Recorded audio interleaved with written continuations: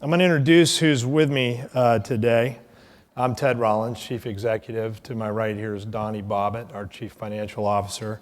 Rob Dan, our Chief Operating Officer. Michael Hartnett, our Chief Investment Officer. And Brian Sharp, our Chief Construction Officer. Also in the audience we have with us today Eric Johnson and Thomas Nielsen. Eric's a Vice President of Finance. Stand up and just where they can see you. Thomas Nielsen, Investor Relations. Sylvester Brandon, who runs one of our area's sales divisions. Jessica Martino, our Operations Analyst. Lori Darling, our Vice President of Sales. And Andrew Young, our Vice President and General Counsel.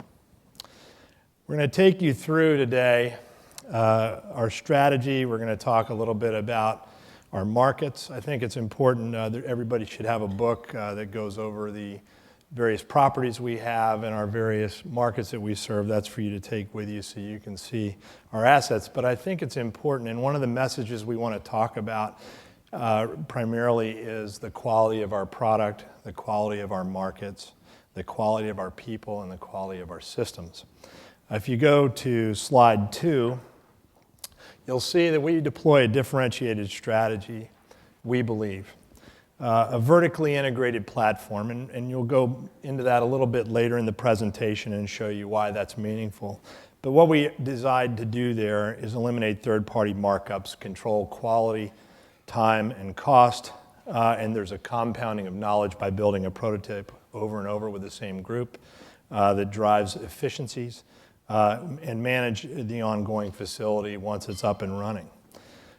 We source off-market transactions. Over 90% of the properties that we purchase and develop on are not for sale. There's a prototype of construction that we build. We have a universal brand across our portfolio, a consistent operating protocol, and a leading residence life program. So I guess we always ask ourselves if what we're doing is working. In the last 2 years, if you look here, gross asset value is up 103%. Quarterly student housing revenue is up about 77%. Quarterly NOI is up about 99.6%. FFO is up about 61.1%. Our bed count has increased 80%. In our markets, we've increased about 69% from 26 to 44. This gives you an idea of our footprint. And one of the things we want to communicate is how we allocate capital.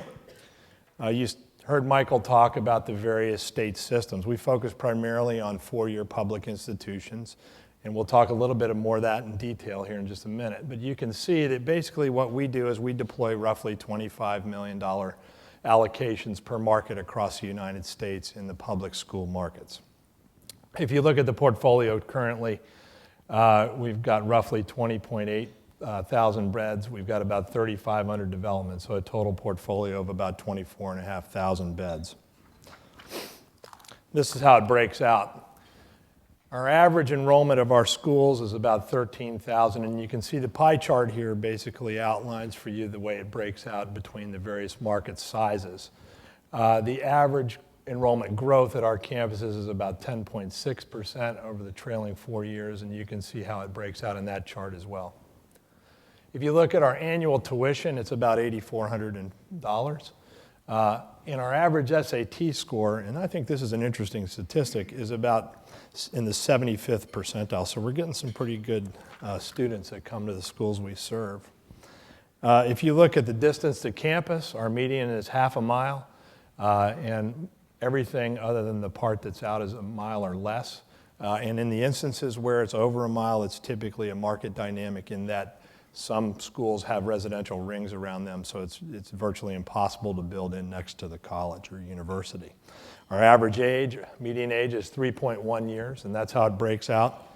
And then if you look at the age of our institutions, we have an average age of 116 years old. So these are thriving institutions. They've been there for a long time and continue to grow. Same store portfolio characteristics. You can see our newer stores, there's 11 of those. They're running about 92% occupancy with a total RevPOB of about 518, an operating margin of about 60.3%. And let me just stop on that for a second.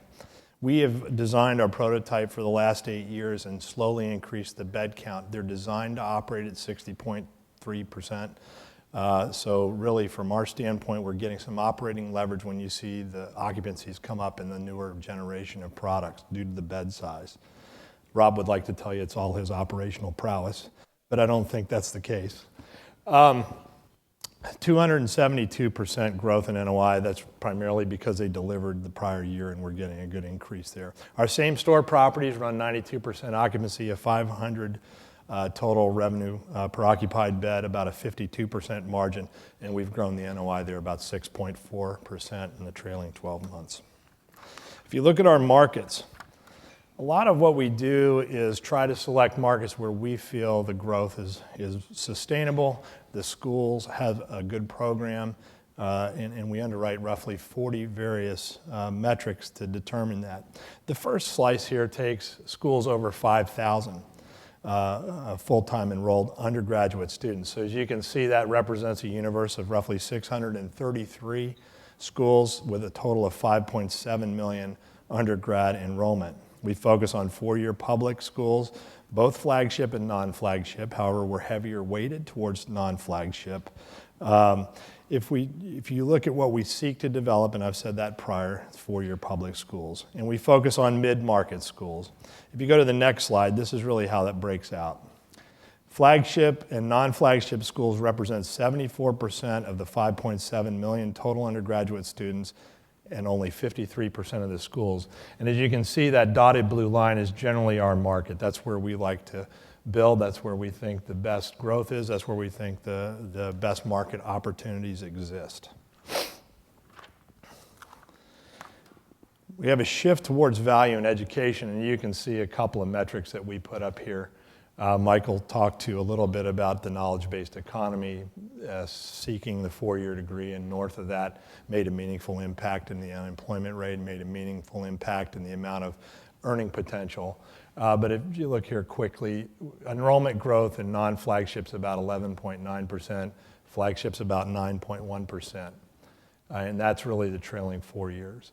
You look at the tuitions, flagships about $8,700, non-flagships about $7,300. If you look at privates, it's an average of $31,000, and somebody came up to me and says, well, you know, I've been paying a lot more than that for my daughter to go to private school. And I said, well, I have too. I don't know, this is more of an average. If you look at undergraduate enrollment here on average, at the flagship is about 18,000, and at the non-flagship, 11,000. So why do we think we know what we're doing? I would say if you look at the way we've underwritten from the very beginning, we track a lot of variables, and I think it comes back to us, and a core belief of our company is measure twice, cut once. And that means we do a lot of work in the markets where we focus. We're looking at enrollment growth trends, we're looking at competing product, we're looking at proximity to campus and the basic variables around the real estate market. We're looking at the supply-demand characteristics in each market, things such as percentage of the students that are housed on campus, top home metro areas for students. There's a value proposition in the degrees. If they're going to that college, why are they going to the college? Why is it going to continue to attract students there? What percentage of the students are on financial aids, and much more metrics. Other than that, our focus is to make sure we have a sustainable asset and a sustainable market. If you look across, this was Michael's slide about the schools across the United States. He actually referred to this as employment, but it's enrollment in these particular markets. And we feel like there's a great diversity here across the United States and opportunities. And we feel that diversifying our allocations across regions is a prudent thing to do. Going back to markets that we serve, if you look, and this is a similar graphic as Michael's, if you look at this, it really just tells you where we operate in the context of a local market, and the university being the primary demand driver in that market for us. And I like to say that the student housing market is a self-solving equation. So in the absence of purpose-built housing or an alternative for a bundled product rented by the bed, and any other market competitor, the market's going to self-solve by going out concentric rings. And we know from doing this for 9 years that being close to campus is an advantage, but we also know that the way you program the unit and operate the unit also as a competitive advantage. Things like bus routes, things like if you're 7.7 miles to campus, you need to be on a bus route. How are you making sure the students integrate into your community, and how you actually operate the property are variables that we think are important. And so if you look at these markets as we build, we source sites that are inside the zone of desirability and occasionally outside. But we endeavor to focus on driving the best location, driving the best student experience, driving the best value. So our pricing is in line typically with the dorms. From a barrier to entry standpoint, it's important to note that when you go into a university town, I think there's a myth out there that if you go to the secondary market that anybody can get zoning, and that there's no barriers and that there's going to be a lot of entrance into a market. And I want to assure you that when you go into these markets, and I've been to every one of them, and I've been there sitting at the zoning hearings for most of them, that there's political, social, and economic forces that drive barriers to entry, not the least of which is the university administration, the university faculty, and the university staff that tend to be on the town boards, that are protective of their university town, and that typically have an economic conflict because their retirement plan is a house that they rent to students. And so they feel threatened by the entry of our product. I can't remember a market that we've gotten zoning in that was we just walked through and it was not an issue. So the towns are very focused. You can build outside the entire market and 5 miles out in town, but what ends up happening is you're not competitive on a market basis. I'll turn the microphone over to Mike Hartnett, who's going to talk to you about development here for a bit. Thank you, Ted. Over the years, our peers and competitors and other people involved in student housing have always asked us, how the heck are you finding these sites across the United States in such a consistent fashion? And our answer to that is we've developed a program that focuses on research-based market selection, and we combine that with local execution. So this map shows you our regional development partners that are across the United States, and these folks are active, boots-on-the-ground people that know what's going on in those markets that we target. They've got good knowledge and good contacts for shaking the bushes and finding some locations for us. On the research side, Ted mentioned the basic parameters that we look at the corporate office: enrollment growth, percentage on campus, percentage off campus, financial aid percentages, et cetera. But then we even take that to the next step at the property level. We're going to these universities once they pass our litmus test of a possible location or a possible market, and we're shopping the bookstore. We're going to look at the bookstore and see how it's merchandised and marketed. Do they just have notebooks and pencils in there, or is it like the University of Wyoming, which was a big surprise? They had a Clinique makeup counter and Cutter and Buck golf shirts and a whole Lacoste section. These are signals that kids have disposable income in these markets. We're looking at what kids are driving. We're looking at what they're wearing.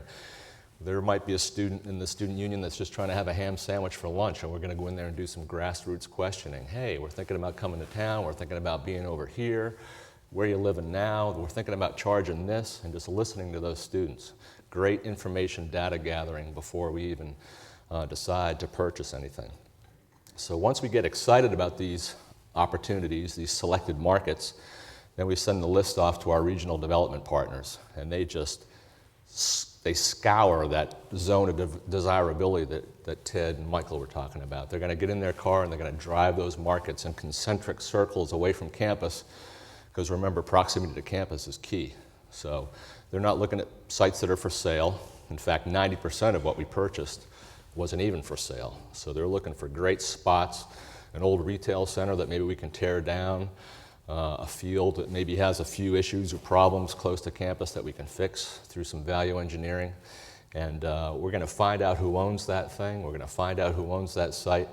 We've got a funny story. Ted and I and our development partners across the country, we've gone into people's living rooms and we've had a lot of bad coffee and petted a lot of ugly dogs trying to convince people to sell their sites. And that's what we do. It is a hands-on, grassroots, boots-on-the-ground method. And I think that's what's driven our program. That's what's driven the strength of our pipeline.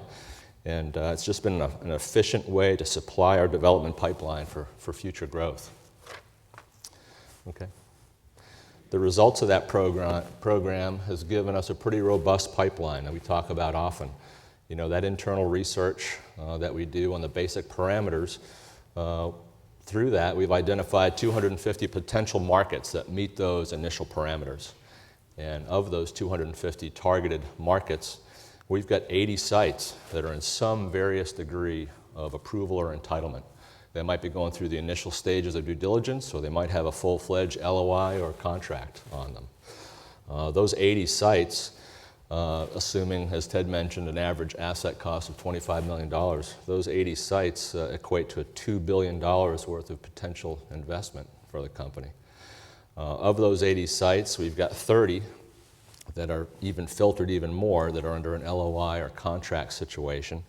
And at any given time, we've got 10 sites that are pretty much entitled and ready to go, which of those 10 sites will typically take 6 to 8. We plan on doing that for 2014 delivery. We'll take 6 to 8 of those sites, which equate to about $150 to $200 million worth of development, and move on down the next cycle. So the power of our pipeline as an avenue for future growth for our company, you know, resides in our ability to quickly and efficiently find these sites and act quickly. And we've got a good track record of doing that. The next slide shows 6 projects that are currently under development for the fall of 2013 delivery. As you can see, we're close to campus. The average distance to campus for this group of 6 is 0.3 miles to school, which is better than our portfolio on average. And the bed count is slightly higher, almost 600 beds per project on average. Nice thing about that, as Ted mentioned, is that that higher bed count drives our margins up and makes for a more profitable project. But these are all branded schools, good name recognition: Colorado State University, Ball State, Washington State, Oklahoma, Penn State, Indiana University at Pennsylvania, all branded schools, on average 125 years old, good name recognition, good name recognition with the students. We talk about the prototypical development that we've done from day one. From our first project in Asheville, North Carolina, we've always focused on this prototype that we could replicate across the country. And we just keep honing it and refining it every time we build a new cycle of development. But typically, and on average, when we mention prototype, that means a project that's going to be on 4 to 15 acres of land, usually 3 to 4 stories, 3 to 5 stories, 35 feet to 65 feet in height, wood frame construction. Density could be 15 to 45 units per acre. Bed count could be as low as 550 or as high as 1,000 beds. And, you know, we're still focused on parking. I mean, parking parity. We try to provide a parking space for each bed. There's different dynamics in different markets, but you know, these kids have cars, and even in a dense urban market, they're going to want that car for weekend freedom. So that's another big part of our design. Next slide shows kind of a case study that was very successful for us in Flagstaff, Arizona. And I think it sheds light on the strength of our regional development partners. I remember being in a car, freezing our butt off, Ted and I, 5 years ago, going to Flagstaff, because we knew that market was growing. We knew they needed something in that market. But boy, that was a tough nut to crack. We couldn't find a site. There was nothing available. The prices were sky high. But in typical Campus Crest fashion, we just kind of kept circling that market, waiting for something to break. And sure enough, our regional development partner called us that was in that area and said, hey, I just found this defunct townhome project that's fully approved. The townhome developer couldn't get their financing. Oh, by the way, the city just floated a $10 million bond to help them with their infrastructure, and the whole thing went under. And we jumped on it, like very, very quickly. Jumped on it, came in with our program, redesigned the site plan, and built our prototypical student apartment complex. They were very successful. We moved quickly. It's 0.3 miles to campus. It opened last season, 216 units, 584 beds, 100% occupied at opening. Very successful project. Nice thing is we actually have additional phase 2 land that we can expand the program on at that location. Bed bath parity as well. I mean, everything we've built to date from day one has got bed bath parity. Every bedroom has a private bathroom, and that's one thing our other peers, our other public peers cannot say. You can go to the next slide, Tom. Thank you. This slide shows a site plan for Flagstaff, and I don't have a pointer with me, but Brian and his team worked really hard on the site programming of a project. You'll notice a lot of the parking kind of pushed to the perimeter, which then provides some real green spaces and sociability areas in the center. We've got these village greens that promote congregation, promote students getting out of their rooms, promote activities and engagement, which is a real important part of our social programming.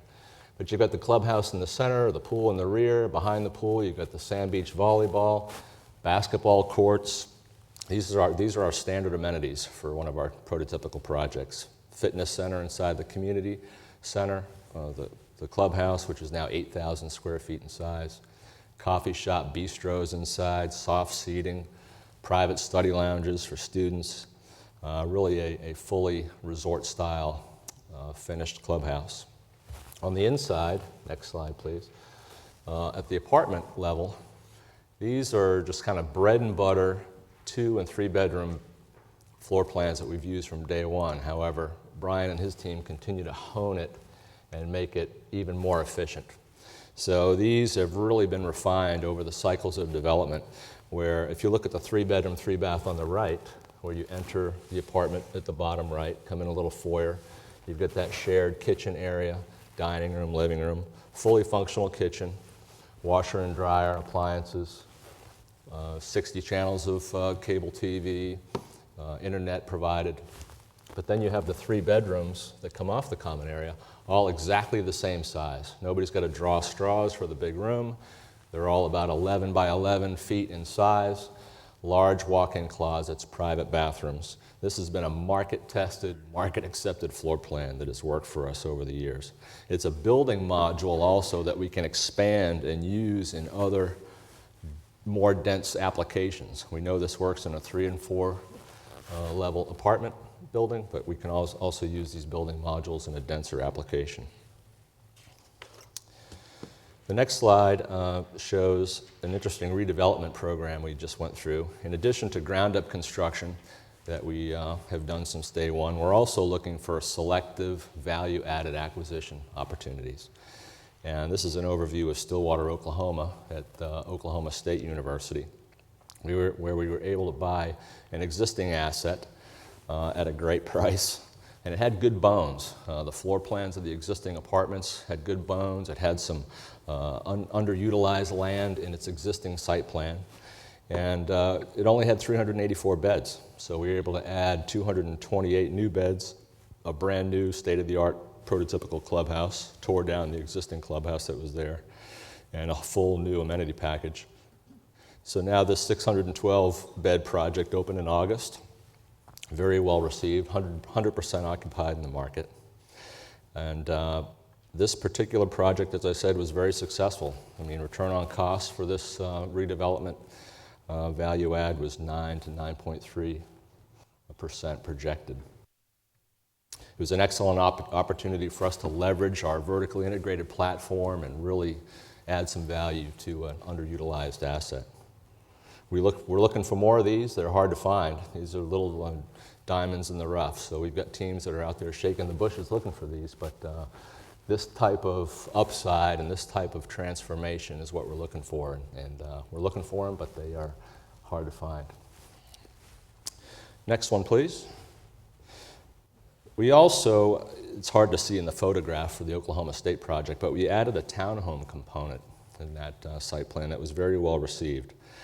You know, some surveys are reflecting students like the aspects of that townhome product, and it has more of a house-like or residential feel. So Brian and his team developed a very efficient townhome model that pretty much fits almost on a typical slab that our apartment building would fit on. So it's very efficient, and we're getting the same yields on a site plan basis. But it provides a kitchen and common area on the ground floor. We've got bedrooms on the 2nd and 3rd floor. These are 4-bedroom, 4-bath townhomes.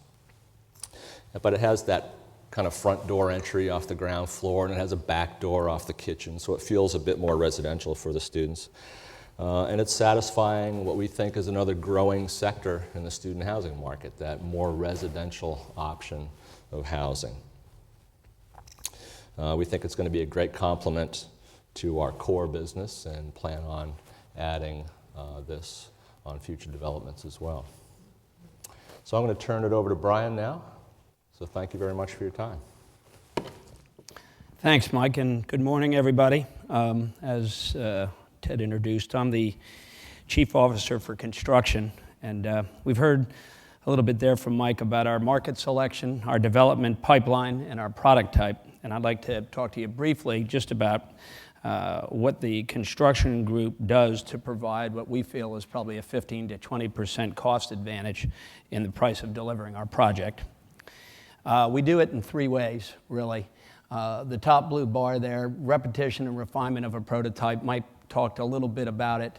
There are some other aspects of that effort that I'll talk about on the next slide, but that's a key piece of our ability to be reactive to whatever any project throws at us. The second key piece is a captive general contractor who handles all the construction management for us, internal. That gives us, again, great control over what we need to do. We don't have to pay to compress schedules or have a general contractor react in an odd way in order to meet our end goal of a timely delivery. And in support of the whole effort and that general contracting effort, we have a captive wholesale material supply entity, which includes a distribution system from different points out to locally located warehouses for each project. Next one, if you would, please. This is a graphic basically to try to demonstrate really what we're doing on an annual basis to make sure that we're grabbing all of the lessons learned we can from our prototypical design. I think in some cases a prototypical design would be a huge advantage, but if you did not bother to iterate improvement, it could be a real problem. You could become antiquated pretty quickly in a market where people are pretty interested in seeing what's new. So it basically goes like this. We have a very simple and straightforward process and cost-efficient design for our base module. We go at that in the construction effort pretty diligently, and when we encounter any design problems or inefficiencies, we correct those immediately and we record that for use later. When complete, we turn it over to the management team, and in their operating experience, during their operating experience, they record for us and suggest changes they'd like to see or outline and let us know about problem areas. Once those two pieces of information are gleaned from both the construction and initial operating effort, we take that information and pour it back into the design of our prototype. We do that immediately.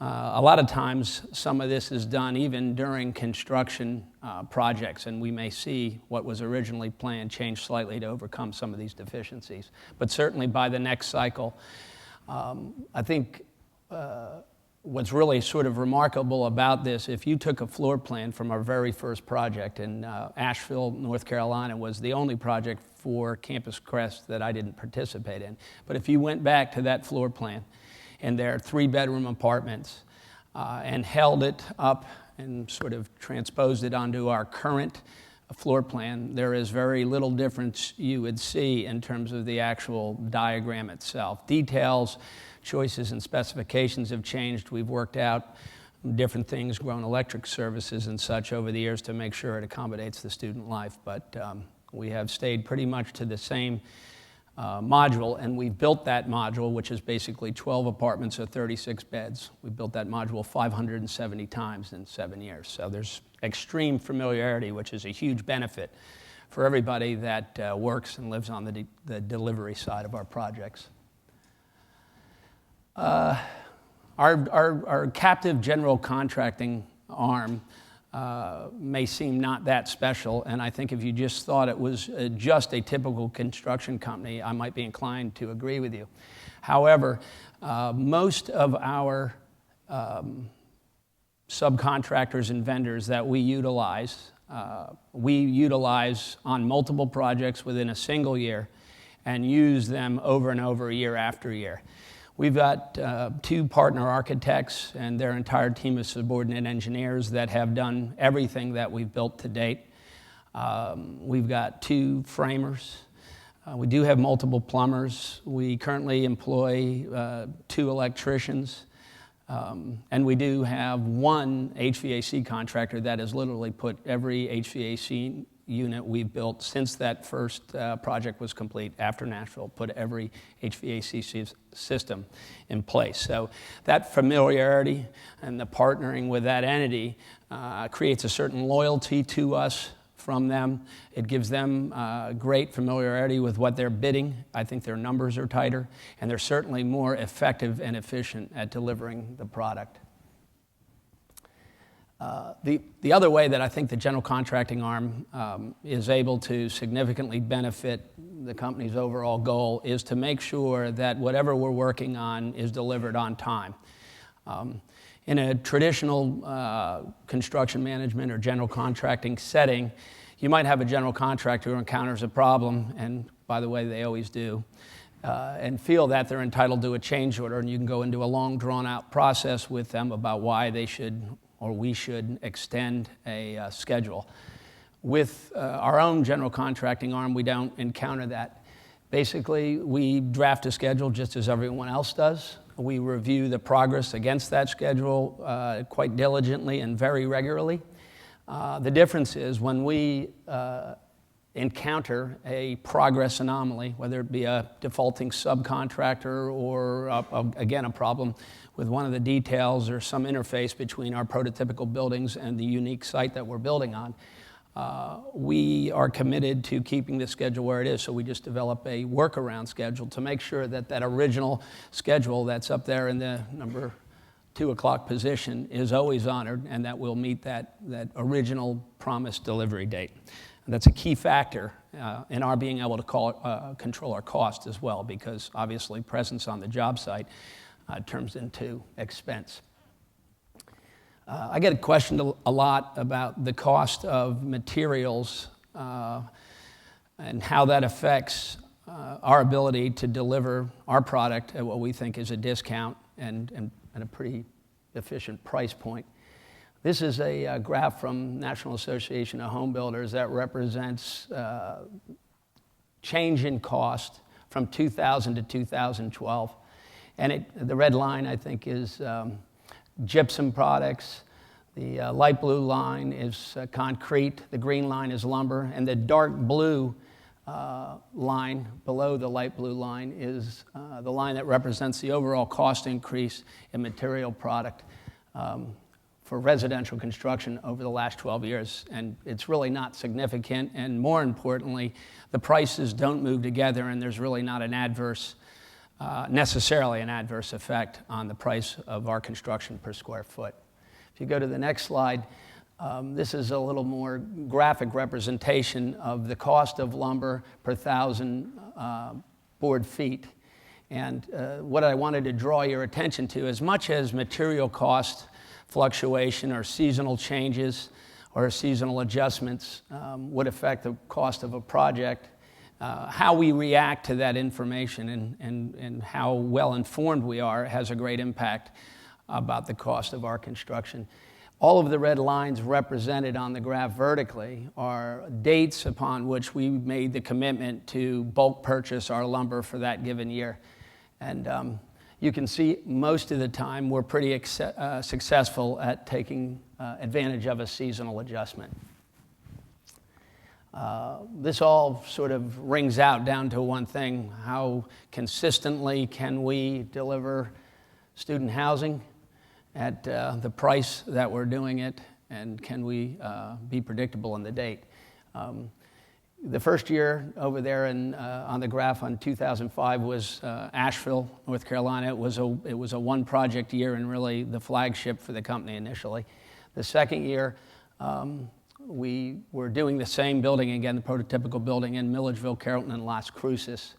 And the 2 Georgia jobs, I think, helped us control price there pretty well.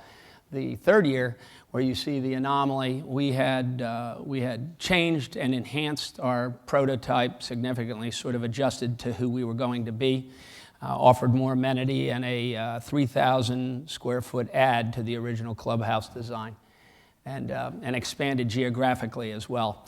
But as soon as we got rolling on that and got a handle on things, we started to really tighten down the screws on all the things I've spoken to you about today, and feel comfortable that the price for our product is really appropriately seated between $40 and $41 a square foot. What's next? That's it. Well, then I'll turn this over to Mr. Rob Dan, Chief Operating Officer. I am the Chief Operating Officer. I wanted to be the Chief of Fun and Games, but Ted thought that was a bad title. I don't know why. Someone asked a question earlier about how you're going to get all these people to move into purpose-built student housing. I don't remember who asked the question, but it was a very pertinent question to Mike. This is kind of what we do. Ours is more of a visceral experience. We brought a lot of the salespeople with us today that you can talk to afterwards, but we create fun and games really is what brings them in. So on the slide, Ted's quote I think is great. Understanding the wants and needs of students allows us to connect with them and their parents in a meaningful way. We're not selling square footage. We're not selling Bed Bath parity necessarily. We're not selling a big closet. We're selling experience of what we do at our properties. And I think that's what really differentiates us and will draw in these people from multifamily, from single homes, from living with mom and dad. If you're living in the basement of mom and dad, you're not going to have the same experiences you're going to have at the Grove. So that's really what we're trying to differentiate. So how do we do that? We study the students, what they value, what they need, what they aspire to, what's really going on in the student's mind, what are they trying to experience. We believe only a third of the experience in college is on campus. 2/3 of it's off campus. And all of us went to school. You think about what you did off of campus, those are the things you remember. You don't necessarily remember your econ class unless you're big into econ. I certainly don't remember any of that. But we try to create an unmatched customer experience. That's what it's really all about for us. Teaching life skills initiatives, enriching their college experience, and fostering a sense of community. And community is really what the Groves are all about. Next slide. If you look at what we do to make that happen, there are 3 components to it. And this is where the serious side of my job comes in. The people, the systems, and the practices. People are absolutely number one. We spend an inordinate amount of time picking the right people, grooming them, training them, and really indoctrinating them into what we do on a daily basis. But behind that, we have to support them with our systems and with our practices. All that comes together almost like an extended stay hotel, right? You've got the people that are creating the experience. You've got to have the product behind it. You've got to have the systems and the practices and things to support those people. Next slide. So critical to that is training, retaining the top performers. We do this really with a farm system. We have an MIT program, which we've talked about over the last almost year and a half now. Our MIT programs are coming out in after graduation in May. They get trained for 90 days and go into a role within the company out in the field. Sometimes we'll bring them in-house as well. We're now rolling out one in December. For December graduates, we're finding that's an interesting dynamic that's going on out there. Traditionally, kids are graduating in May. That's not happening all the time now. You got a lot of graduations happening in December as well. So we're pulling some students out of there as well. But that really helps us with the continuity across the platform. What we try to do, because of our proprietary systems and with our prototypical models that Brian was talking about earlier and Mike, we're building these properties the same way. So when we're doing that, it's very easy for us to roll out programs across the entire portfolio. We do that with a centralized control in the corporate office. So we have all of our systems are designed within the corporate office, and then we roll them out to the properties. And when you have 45 properties out there, they're built the same way, same philosophies, same branding, same marketing. It's very easy for us to put systems together in the brain trust at corporate and roll it out system-wide. And you can do it very efficiently and very cost-effectively as well. We also have a roving manager program that we talk about here on the slide. The roving manager program is a step up from somebody coming out of the field. So if you have a general manager or sales manager who's done exceptionally well for us, they'll get promoted up into that step. And that's their first step into multi-unit, I should say, operations as well. But they'll take our philosophies out into the field, and they'll make sure as new people come in from the outside that we recruit in, that they're trained correctly, and they really understand about the Grove and how it all functions.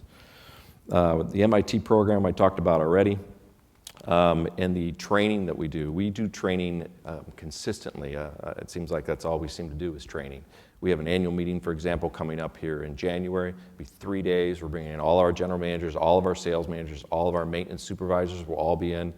Brian brings in his entire construction team from out in the field, all the supers and the assistant supers, as well as our corporate office people. So we have about 250 people for 3 days that will sit and go through training sessions in 45-minute increments, as well as learning more about the culture of the organization as well. So that's a big deal for us. We also do sales training in the first quarter and the third quarter as well, which is strategically timed. Third quarter, after we're done with leasing, we'll bring all the salespeople in, get them ready for the next year. We'll also bring them in the first quarter, because we find after the annual meeting towards the end of the first quarter, we really need to get them energized in here for this last push in the second and third quarter for leasing. The operational people go through training for turn training, which is a big deal in our business. Everybody moves out and everybody moves in. There's a tremendous amount of money we expend during that particular period of time, and there's a lot of coordination that has to happen, and also with the move-in procedures itself. So we do a lot of training with our area teams. Our operational people are in Charlotte and also out in regional locations, where we do a tremendous amount of training with them at the beginning of the second quarters when that happens. So we have a lot of training like that goes on all the time. There's a point up here about area management with field level experience. All of our, I would say 90% of our people have come up through the ranks. There's a couple people here in the room. Amanda Stewart, who wasn't introduced earlier, she's our senior area sales manager, oversees all of our area sales teams around the country, came up through our system and has grown into that position. Almost all of our area sales managers have come up through, some from being CAs to being sales managers to general managers to rovers to area salespeople. That just keeps the whole Grove feeling going as we're going. It becomes really a culture. And how do we really balance this all out is through a point system, which is the last point on this slide. We take each one of our assets and we grade the difficulty of leasing it and operating it in a particular environment, and we give it a 3-point grade. 3 being a very difficult property to operate, 1 being a very simple property to operate. We take those and we balance out over our salespeople as well as our operations people on how much they can really handle. So you may have an operating person that has 5 properties and another that has 8 properties. The one that has 8 properties, I can guarantee you has 3 or 4 properties that are pretty simple. They're 100% year after year. They're in a stabilized mode. They've got GMs and salespeople who've been there for multiple years and really understand the program. And then they'll have a couple of more difficult properties. Maybe it's a new property. One's coming out of pre-leasing. One that's in its first year of operation. It's not quite stable yet. That's how we balance out our workload across the portfolio. This is really kind of the guts. This is the secret sauce, which I'm only going to tell you a piece of because I don't want anybody else to know it. Revenue management systems. We use a tremendous amount of data that comes across. We brought Jess Martino with us today as well. She's my operations analyst, and she goes through and will analyze every program that we do, every incentive program that we roll out, any concessions that we roll out, and we're looking at ROI on every single lease that comes across the door. So if we roll out an incentive program, for example, before Christmas, take this application home, get your parents to sign it, and we'll give you whatever it happens to be. We'll give you an iPad, we'll give you $100, or we'll give you $100 off in rent. We mark those every year. We see what our blip is up on our velocity and how much return we got out of that, and whether that's a worthwhile program, and whether we schedule it correctly along the year as well. We also use a tier system in our revenue management approach, and we see if we can drive demand by raising prices at certain specific times during the year.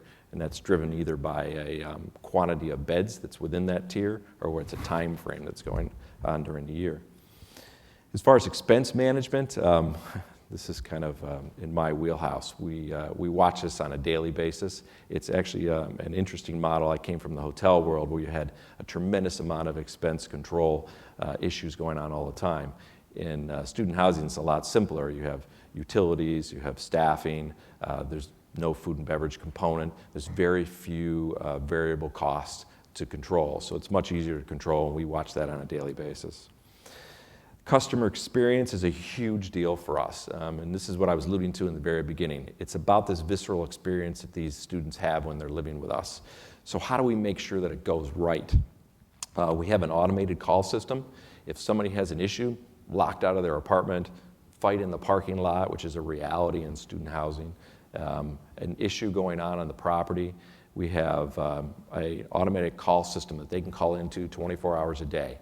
It'll get to somebody, there's a whole tree that's built. If the first person doesn't answer within a certain number of rings, it rolls automatically to the next person. The tree's about 7 people long, and the last name on that list is me. And I occasionally do get a call if it'll roll through, especially during a holiday period. And I'll tell you a true story. On Thanksgiving at 7 o'clock, I got a call from a parent from Canada. And my wife was not happy about that, but I was on the phone with them solving an issue with a parent. It rolled right to my cell phone. So that's how serious we take that. We also have a online customer care form, and that will come up to Ted and I and the rest of the executive committee. And we get those 24/7. It seems like I get more of those at 2 o'clock in the morning than I do at 2 o'clock in the afternoon. But somebody will sit there and bang out an issue, and usually there it'll be a very long story about, I paid my rent, they're charging me a special fee for that, I don't understand. The area team handles probably 75% of those, and anything that we find to be more serious than something simple like an accounting error, we'll handle ourselves. I've had several of those I've dealt with on the weekends and holidays as well. The last piece, and we check those on the last piece I want to talk about with the customer experience is twice a year we do a student survey. So this year was 20,500 actually to be exact. Surveys went out. We got about 5,000 responses. We got 32,000 written comments from the students. And from that, we'll cull things out of that to see what we're doing right and what we're doing wrong. Last year, for example, this was a prime one, we did it for the first time, we rolled it out, and we had a huge pile of comments, and I'm wading through it day after day. And what I got out of it was kids were saying, you know, this is great that you give us free coffee, but your clubhouse doesn't open until 10 o'clock in the morning, so I can't get my coffee till 10 o'clock in the morning. I was like, wow, that is like a complete miss on our part. So we shifted our entire scheduling around, and we now open our clubhouses at 8 o'clock in the morning. And there's coffee ready to go at 7:30. So these kids can actually go to their 8 o'clock class with a cup of coffee. Sounds very simple, something we completely missed when we were putting our scheduling together on our clubhouses. So we get great stuff out of that. Also, out of our employees, we do surveys twice a year out of them as well. We just completed one. It's actually just sitting on my desk right now. We get a tremendous amount of ideas coming from our employees out in the field. They're there every day. They're dealing with a student every day. They know what's going on, and they give us that kind of feedback so then we can wrap our programs around that and push it back out into the field. Those are usually very vocal comments, to say the least. This little graph down here at the bottom of this kind of shows that experience I was just talking about. The decision, the strategy, the planning, the guidance is really coming from corporate. We feed it down to into the field. The field will give us feedback through our area teams. The area teams will flow it back up into corporate, and we adjust our programs and push it back down around. It's a constant circle that's going on all the time. And simple things like the story I told you about coffee is a huge deal to a student. And those are the kind of things that we deal with every day. Next slide. Best practices. Let me talk a little bit about this. I talked about the standardized product allows for systematic management. We work regionally and nationally. So what happens is somebody like Sly over here, who's an area sales manager, he has the Northwest region for us. I think he has 9 properties with us that he oversees. We'll beta test different things with Sly and his group out in the Northwest, and he'll come back to us and say, you know what, this worked extremely well. This didn't work well at all. We shouldn't do this anywhere. And then we'll roll out that beta test and we move it across the other areas. We find geographically there's some differences, but nationally pretty much people like to drink coffee at 8 o'clock in the morning, not 10 o'clock. So we've learned that. But this also gives us a standard operating procedures across the platform, and I've talked about this already, but having this system that's built the same all the way across, if you took a blindfold off of me and stand in the middle of the clubhouse, sometimes I couldn't tell you where I was because they look the same. It's almost like a Residence Inn model for Marriott, right? It's, you walk in a lobby, they should all look the same. They should all have that same feel when you're coming through it. It's easy for us to run it that way. So I just talk a little bit about local decision making, which I talked about already, giving us this feedback back into the corporate office. We adjust our programs and then we push them back out again. So really our performance is measured on maximizing revenue and controlling expenses for long-term value creation. But the customer experience or this lifestyle programming is really what's making the difference for us. And Ted alluded to more beds, and that certainly helps, that's for sure. But if we get this customer experience right, and this lifestyle programming right, it keeps our occupancies up. We had a prime example. We have a property in Fort Wayne, and we struggled in the first year because we really didn't have the lifestyle programming that, and we didn't do well in our first year. In our second year, we picked up over 25 points in occupancy and got us up over the on-campus property that was run by a competitor of us. We're actually 15 points ahead of them being off campus because I believe it's our lifestyle programming. Kids got wind of it. We really educated the market about it. It was a very small market, and they were like, wow, this is an experience. And they actually moved from campus, and we saw that movement happen as their occupancy dropped and ours picked up. So there is a way to move them for sure through that experience. This is about our SCORES program, and this is really, again, talk about secret sauce. This is really what makes us different. SCORES is social, cultural, outreach, recreational, educational, sustainable. This is what everybody lives and breathes in every day. The picture actually on this slide, you can see Ted and I stand. There's a couple of salespeople standing in front of us.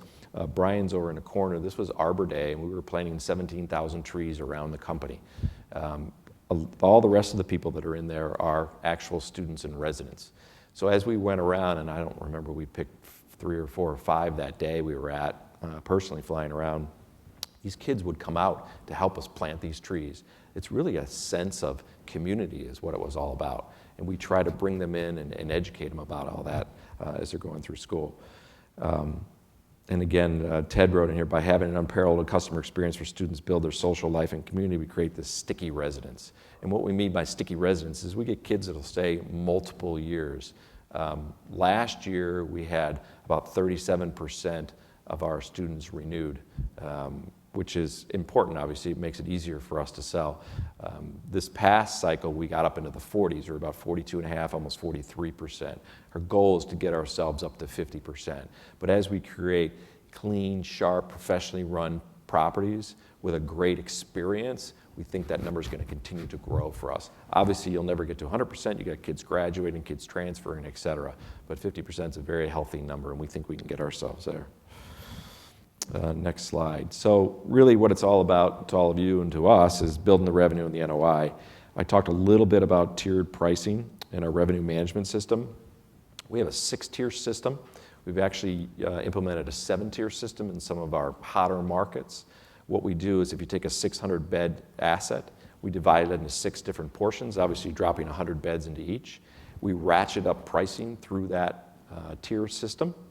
So it's a little unnerving at times because you can be halfway through the year and obviously you've gotten through, say, tier 3 and your rev pop's lower, your effective rate is lower than where you need to end up at. You obviously need to get the higher rates as you get into those higher tiers.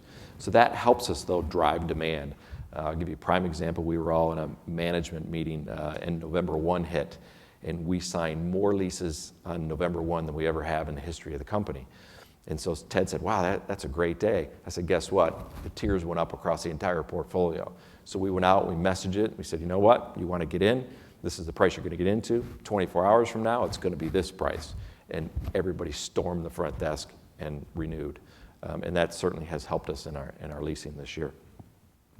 Balanced approach to rate and occupancy. This is a big deal, and I made a big deal of this as we got to the end of our last leasing cycle.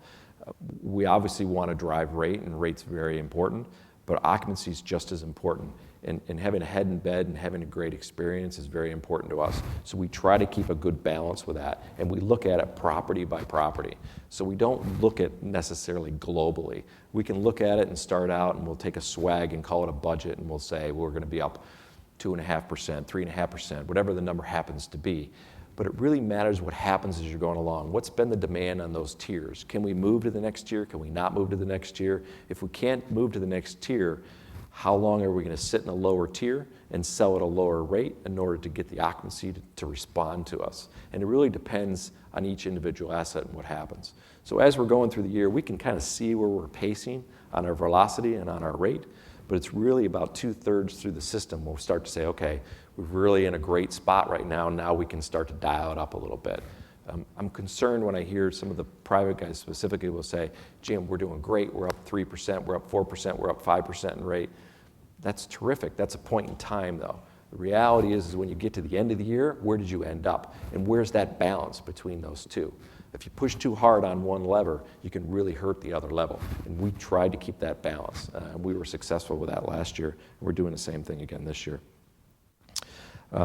Increased wallet share of residents and co-branding opportunities and strategic alliances really go together. We feel we have a very strong brand in the Grove, and we've gone out to some other very strong brands, Best Buy, Hertz, companies like that, and have created alliances with them. We've been beta testing these things across the country. For example, we're beta testing a Zipcar system in one of our properties right now. We think that could be a very big hit for us, especially in some of the schools where they have more graduate students and we have older students. We think Zipcar could be great for them. So some of those programs we're rolling out and beta testing. Some of them have really caught on, some haven't. As a matter of fact, we have a meeting this afternoon with another very big brand to talk about co-branding across the entire portfolio. But having this strong brand of the Grove makes a lot of sense. As we talk to companies like Target, Bed Bath & Beyond, and companies like that, they're very interested in what we're doing. Talked a lot about this differentiated lifestyle program. Sustainability initiatives, I think Ted will talk about this a little bit later. Sustainability is a very big deal for the students right now. It's very important to them, and it's very important to us as a company. It's part of our culture. And I think those two things have really come together well this year. We just, like I said, got our resident survey back, and we found that about 35% of our residents that filled in the survey found sustainability to be a very key factor to them. And they are aware of what we're doing on a daily basis. So that's important. Next slide. So all this comes together into the numbers, which is obviously what drives the whole thing. So we have some pretty powerful numbers up here. Same store occupancy. You can see 3Q11 and 3Q12. We have a nice jump in occupancy, 210 bips. You can also see it in RevPOB. We had a nice jump there as well. Same store NOI margins is continuing to grow. And then the delivery occupancies, you can see we were at 80.9% in the third quarter of 11 on their deliveries then. Third quarter in 12, we delivered at 97.5%, which is extremely strong for us. And it created some great results in the last bar graph, which is the second year of the 2011 deliveries are 8.4%. But the first year in the 2012 deliveries, 9.2 to 9.6%. This is substantially above our peers, and we believe that this prototypical model that we're building with these extra beds that we've added, and these fourth floors, building units above the clubhouse, are creating incredible returns on costs, and obviously occupancy and rate doesn't hurt as well. And to the last slide, which we just released today, and for those that have been listening to our earnings calls, I mentioned in the last earnings call that we started leasing later this year than we did last year. Last year we started leasing in September 15th for the following school year, and of course the end of our leasing cycle was September 30th. We found that we overlapped 2 weeks there, and it was confusing to our sales force, so we trimmed it back and started our leasing on October 1st. Ended our leasing cycle, obviously, on the previous cycle on September 30th. It's made it very clear to the teams. They were very focused on last year's leasing, which we did very well with. And then kicking off October 1, obviously it was a little unnerving to me when I woke up on October 2nd, and I was way behind the year before. But we found that we've really been maintaining the properties well, managing them well, selling the experience, and we've signed a lot of renewals, which has got us into a pretty good shot out of the gates. And that's it. I'll turn it over to Ted. Thank you, Rob. Just a little bit about our asset management group. I think for us it's important to make sure that the company continues on a course and be focused on many variables of our operations, not just financial. If you look at our company, we have a mandate to operate and balance customers, our communities that we operate in, our investors, our environment, and our co-workers. We take that pretty seriously. One of the things that's big within the company is the social initiatives, anything from an outreach to our many markets across the country, to the Horatio Alger Association, where we help put kids through college that come from underprivileged backgrounds, to our Holiday Helping Hand, where we reach out into all our communities and help during the holidays. Not only does it resonate with our students, it resonates with our employees and creates a great environment around the company. We also look at balancing environmental and social outcomes as we balance our economics. And here you can see this year with our sustainability initiatives, from improving our footprint with solar energy, urban forest reforestation, our green purchasing priorities, innovations in our buildings, driving water efficiency and energy efficiency, redesigning our prototype to meet new design requirements to drive down energy usage, lead registrations, both in projects as well as our corporate office, educating our customers. This is a big one. One of the scores bullets is sustainability, and having green initiative events across the portfolio with our communities. Reduce, reuse, and recycle and conserve through e-waste competitions, Habitat for Humanity donations, paperless digital leasing, which is an initiative we're rolling out this year. We actually received an award from Emerald Asset Management in less than 2012. If you look at the next slide, this basically, I think the message that I'd like you to take away is that everybody on the senior team is on the ground level looking at everything that's going on. We think there's very little value sitting in an office. We believe that the action's out in the field, and that's where the money's made, and our job is to make sure we support our field operations every day. And so if you look at this, we have daily reviews of critical metrics such as leasing velocity, operational expense trends. We have portfolio benchmarking from region to region. We have a semi-annual physical inspection. I personally attend that, as well as Rob, an 800-point checklist at each property. Quarterly property quality and lease audits. That's a very important function within the company. And then we look at asset review. You know, it's important to us to make sure we're being prudent stewards of the capital that we have. Capital recycling is certainly one thing that we want to pay attention to. So every fall we have a plan and we sit down and review each market and each asset to see if the perfect timing to dispose of any particular asset and recycle that into a newer asset that we would build. We have ongoing market surveys that we update, and we determine the competitive landscape across all our markets on a regular basis, as well as our asset performance review relative to historical results and those of the portfolio. So it's an ongoing effort by asset management to make sure that all areas of the company are functioning properly, that our properties are being managed correctly, and that we're focused on the proper capital structure. Donnie. Thank you, Ted. Conservative financial management with multiple capital sources. I think everybody in here knows that's pretty challenging being a small cap, fairly new company in the REIT industry.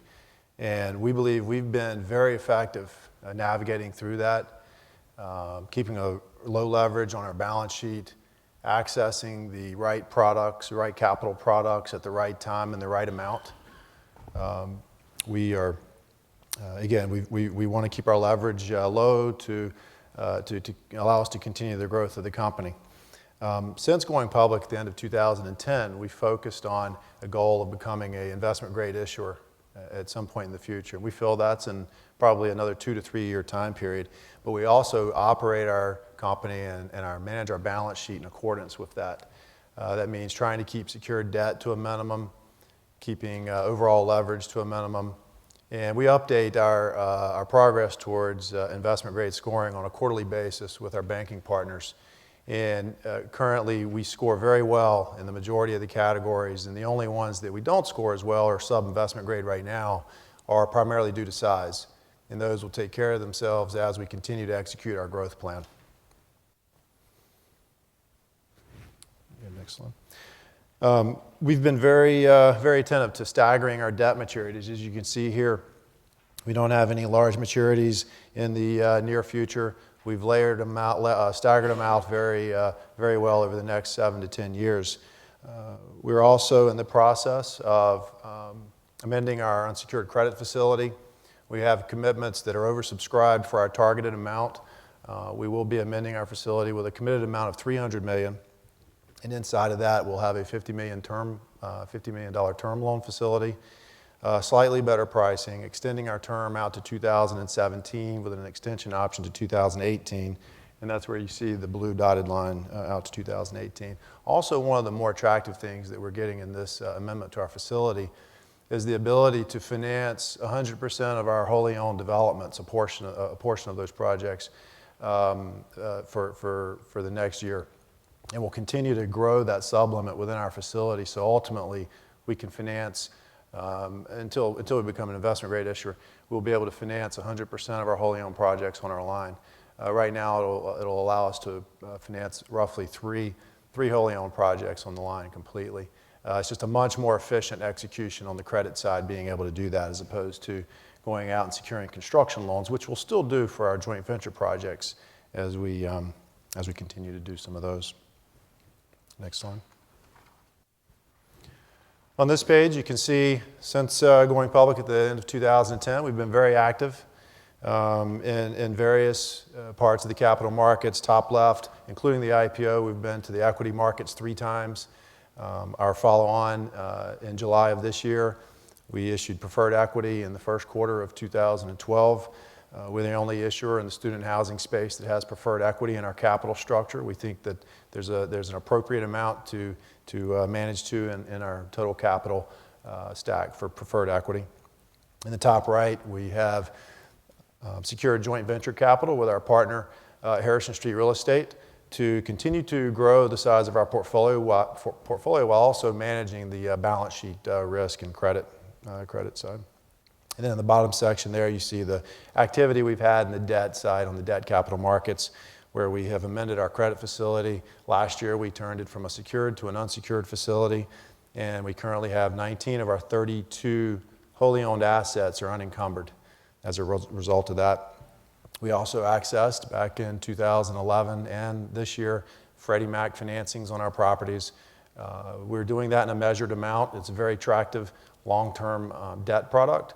But along with that comes the secured debt, which we're being very careful to not layer in too much to potentially cause a negative in the ratings process. And then we also highlight the construction loans that we've secured over the last couple of years. Okay, on this page, we like to highlight at the top section there some of our primary capital advisors and partners: Citigroup, Barclays, Raymond James, Bank of America, Merrill Lynch, and RBC Capital Markets are all very complementary to each other and to the company. They understand our vision and our growth strategy very well. They consistently provide us with different growth opportunities, which we evaluate on a case-by-case basis, and look to execute on some of those in the future where they make sense, where they're either complementary to our business or incremental to other things that we're doing. Bottom section of this page highlights where we're proud that we have a very broad research group, ranging from sell side to independents to firms that we have investment banking relationships with and firms that we don't have investment banking relationships with. And that obviously goes to show that the industry, the student housing industry, has a very broad appeal, and we think also Campus Crest in particular. On the next couple of pages, we're going to highlight some of the comps to our public peers in the student housing space. On this one in the top left, we've been able to generate higher margins than both of our public peers at even a lower occupancy than both of them have. And there's a couple of things here to highlight. A lot of it's what Ted and Rob and Brian were talking about, as we have leveraged our vertical platform to tweak the bed and unit mix to continually increase that in our newest markets and our newest developments without materially impacting the supply in those markets. And then you combine that with Rob's team's ability to leverage the property management structure, the consistency of the brand across the portfolio, and that allows us to generate higher margins.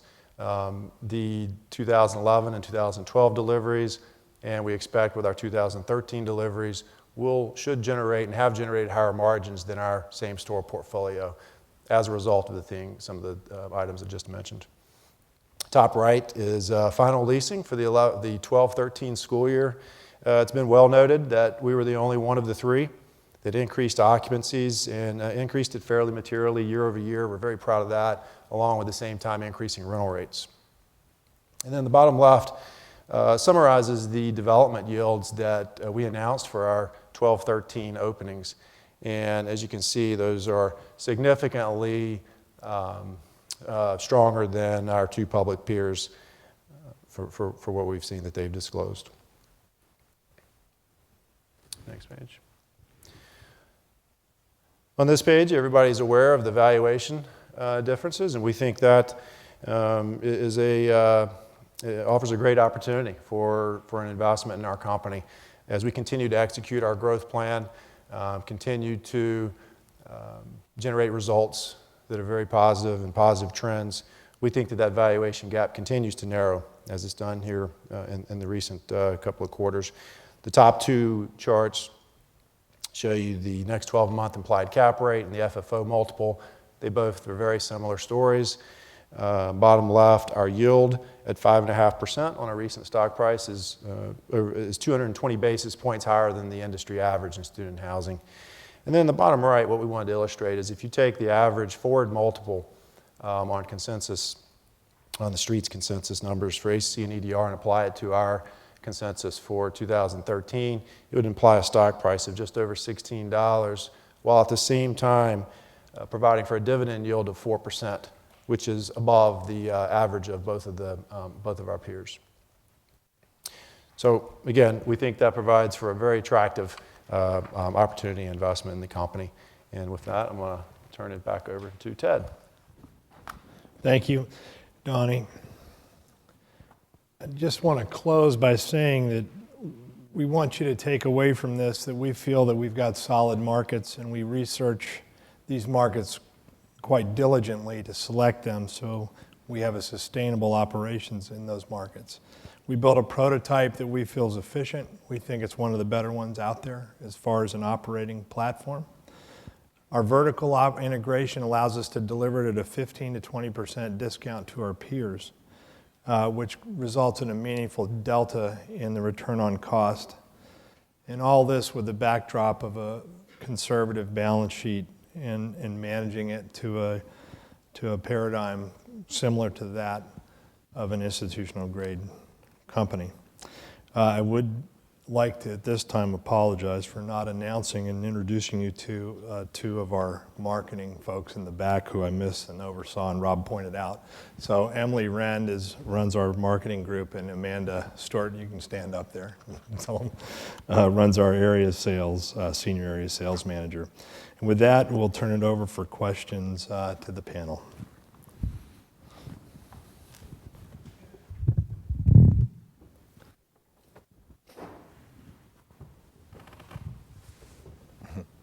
Paula's got a question.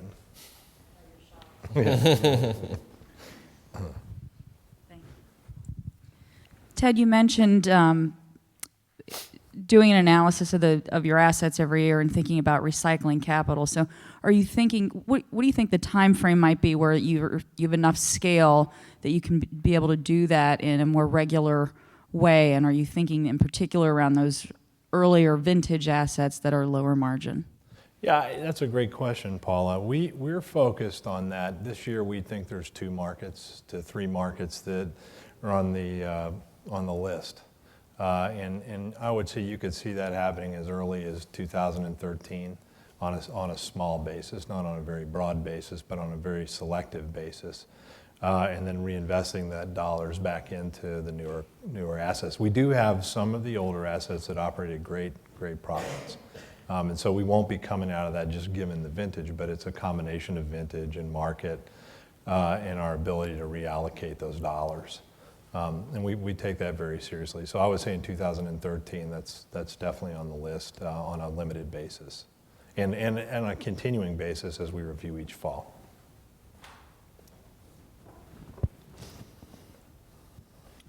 Ted, on prior calls you talked about moving up the chain in terms of mid and high-rise development as well as moving a little bit more on campus. Can you give us a sense of where you stand with that today and kind of what we should expect in 2013 on that front? Sure. We've actually, as a result of being invited to participate in some campus development, had a more dense opportunities. It'll be selective. I would say you'd see something come out in the first part of 2013 regarding a campus development on a more dense basis.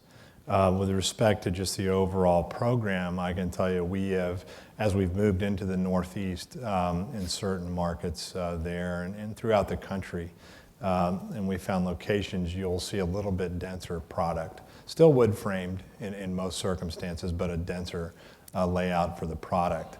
And then the big thing I think that Mike pointed to was our townhouse product that we've developed over the last 12 months and had a good reception in Orono, Maine and Stillwater. And basically that's our answer to the cottage product that's out there. We think there is a good piece of the market that wants that residential front door, one-story living room and kitchen, and then bedrooms above, and then out back a place to grill and hang out. And so we developed a townhouse product to address that need. We like that better. It's denser. The returns are better. You don't have to go 3 miles away from campus. So you'll see that starting to come into focus this year as well.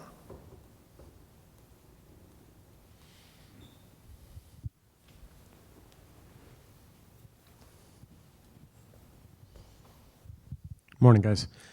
Just a couple quick questions here. Michael earlier talked a lot about overall national supply growth and the fact that demand seems to be should be able to keep pace with that without a problem. And I guess the question I have is, when you think about your particular universities, how much enrollment growth is possible going forward over the next 10 years, not versus the past 10 years, in terms of the capacities that the universities have from an academic standpoint to maintain the types of enrollment growth that you've seen over the past 5 years that have given you so much confidence?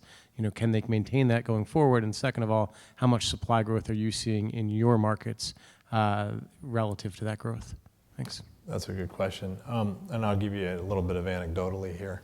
We in all our markets, there's a variety of capital improvements that the schools are investing in, primarily classroom space, laboratory. There was one particular campus we were very close to that had a lab constraint, so they couldn't offer additional programs because they were out of lab space. And that's generally where we've seen a lot of investment in our sector and in the markets that we serve. I think they're fairly focused on managing that growth to what their growth in enrollment has been across the board. When we've talked to them, they seem to be very, very focused on that and managing that growth. And the one thing about universities is they tend to be very good planners. And so we've noticed that they've planned for growth, and basically it's in line with what traditionally they've experienced over the last 4 to 5 years. And if you look at those markets, generally we're seeing, I'd say 10-ish% over the prior 4 years growth. We expect them to continue to invest capital in those areas as they go forward. We don't see investment as much in the housing sector side of it. We don't see investment as much in the sports side of it, you know, building sports facilities or football fields. That tends to be offloaded to joint venture partners. But we do see investment within their what we call their core assets. Mike would like to talk now. Mike. Give him a mic. Going back to the national stats, enrollments are projected to continue to grow. Looking back to the national stats, the overall market is going to continue to grow. Now, what's surprising in this, if you look at the flagship growth, that University of California, for instance, Berkeley, had announced a couple of decades ago they didn't plan to grow because they're going to turn it over to the system they were going to try to cap. But when you look at their actual growth, they grew 15%. UCLA grew 11%. We're surprised at the flagships all showing growth numbers. It seems to confirm that no system in the United States is really ready to face the fact that their campuses are capped. There are shifts between campuses, and I think going back to the nature of the company and its awareness of markets is, will they begin to shift from campus to campus, more growth over here than over here? But looking at the overall, we can't find a single flagship, already large, long-established institutions that have really capped. Nobody's showing a steady state or below 3% or 4%, and some even higher than that. So I'm surprised that Berkeley, in a dense environment like that, growing 15% in a decade. So we really feel it's going to be, you've got to watch individual campuses, certainly, see if there's shifts going on, but overall growth is going to continue across the board. And rates will vary, so it's going to come up to the company and its intelligence systems to maintain a strategic position.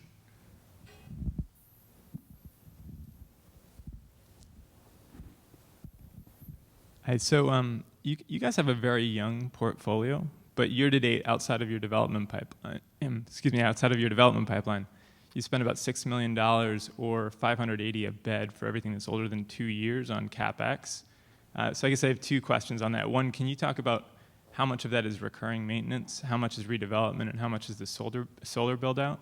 And then second, for the pieces that are not recurring, what kind of IRRs are you looking for on that spend? Well, I would tell you, taking in those buckets, our solar spend was the biggest chunk of that. We had some Gen 2 product with the common areas in the clubhouse that we redid, and that was the other biggest part of it. But it normalizes back down on the regular CapEx run rate that we discuss. If you look at the internal rate or the return, we look at return on cost actually versus in IRR on the thing. So we try to target, for example, on the energy, we were somewhere between 7 to 9%, just depending on the municipality and where we thought that the renewable energy credits would end up. On the clubhouse, that's a hard one to figure the investment. I think it's, when we looked at it, we felt we could get some rate out of it, but it just continued to, these were generation of clubhouse prior to us making the big expansion, so there's really no more of them that are going to go through that sort of metamorphosis. They were early assets. Rob might speak to why we, what we think in terms of. Yeah, let me just address those those three properties really that we reconfigured to clubhouses. I mean, they were, as Ted said, early prototypes. They didn't really match up to what we were doing as programmatically across the portfolio. So that's why we invested in those dollars. So I think when it comes to that, it's kind of maintaining market share is really what those dollars were spent on instead of moving market share. Those properties do extremely well anyway, and they're 100% markets. We probably got a little rate out of it, but I don't know if I can tie it straight to it. I think we needed to do that for the entire portfolio. That's really what the goal was there. Yeah, and Matt, so when we peel out the solar investments that we made in 2012, I think we made a small piece at the end of 2011, and the clubhouse renovations, we get back to about an $80 to $90 per bed on the recurring CapEx is where we should, probably end up this year. And keep in mind, Matt, I mean, we built them to operate. So if you look at really, you got three pieces of the pie. You've got the interior of the unit, you've got the exterior of the residence units, and then you got the common areas. And so we're refreshing the interior every year, and the part that we have in that's book to turn and build back to the student at a 33% markup. So that kind of self-solves. The exteriors of the units are brick and this 8-inch foam core filled vinyl, 25-year roofs. You know, we've got a pretty, about the only thing we do to our buildings is power wash them and paint the stair railings and the front door. So from a CapEx standpoint at that, I mean, you're going to have really more along the lines of changing light bulbs, maybe sealing a parking lot, restriping. And then if you look at the kind of common areas, you know, we'll reinvest in some pool cushions and that kind of tchotchke as we go along. But they're generally built, you know, even down to our concrete floors in our clubhouse. And we built the first couple with carpet and soon found that that's not a good idea. You know, we've evolved into trying to build those assets so that we have the long-term view in mind and control that CapEx spend. Let me just add on to this. So the $80 to $90 that Donnie's talking about is just that recurring kind of keeping up with the Joneses kind of money. We do look at other things as well, you know, like the clubhouses that we redo or whatever. Those I would put kind of in a separate bucket because you never know when those are going to happen.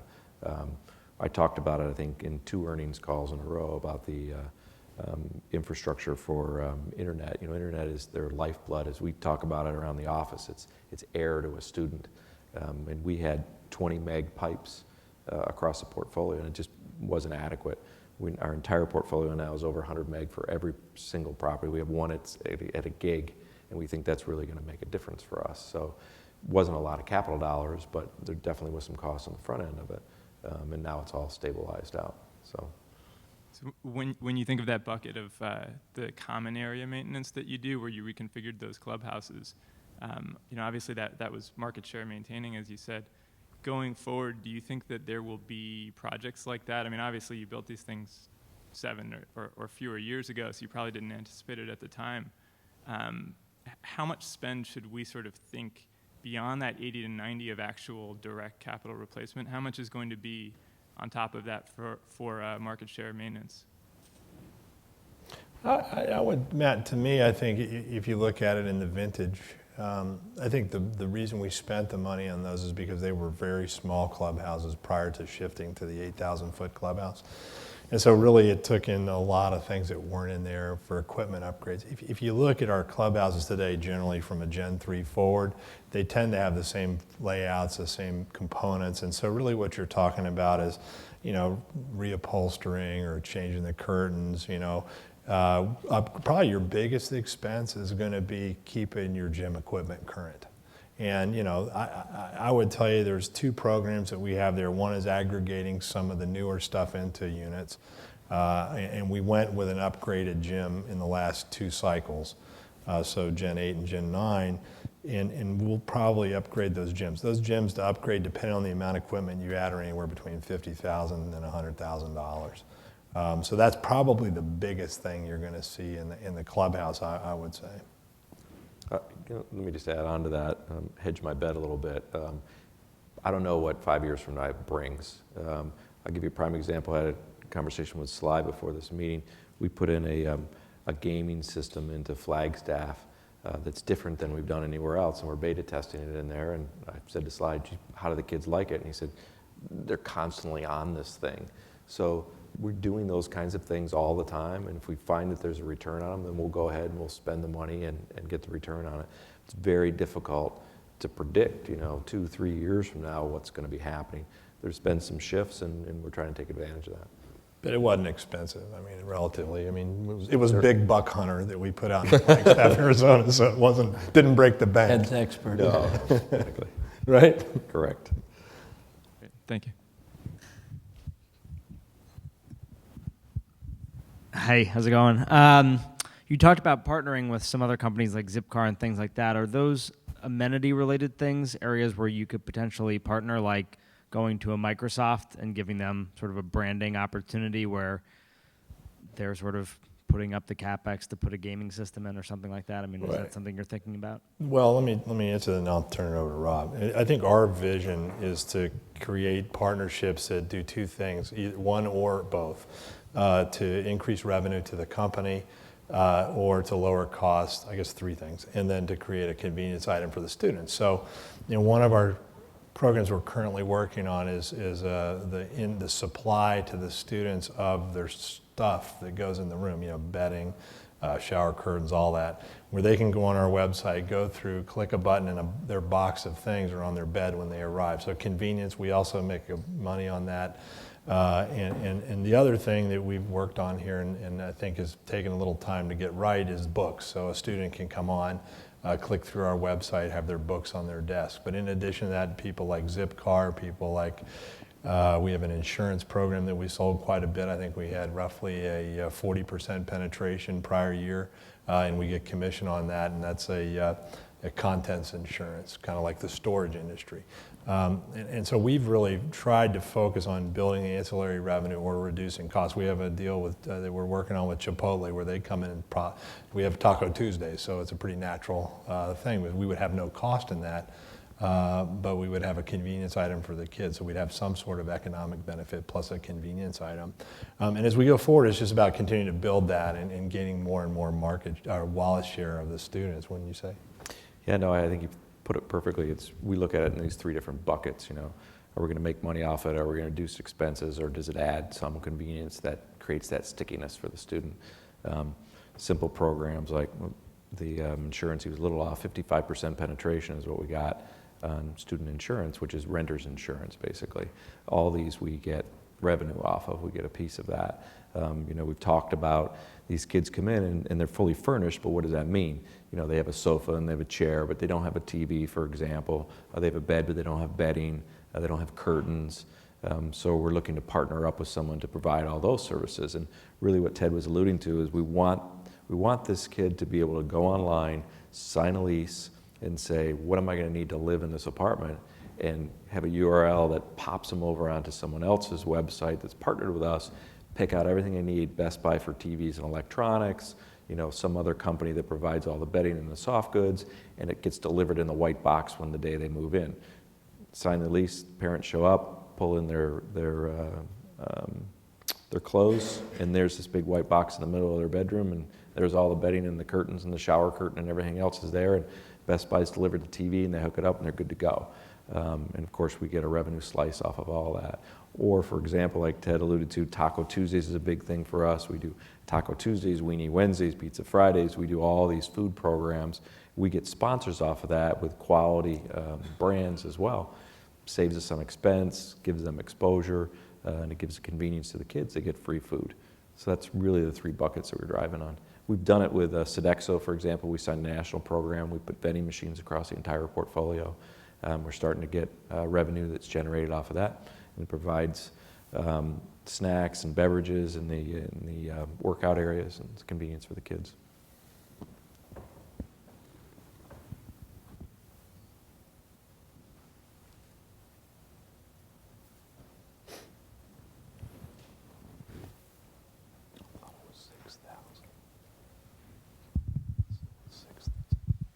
Thank you. If I look at slide 53, you have a NOI margin of 53.4% at 90.2% occupancy.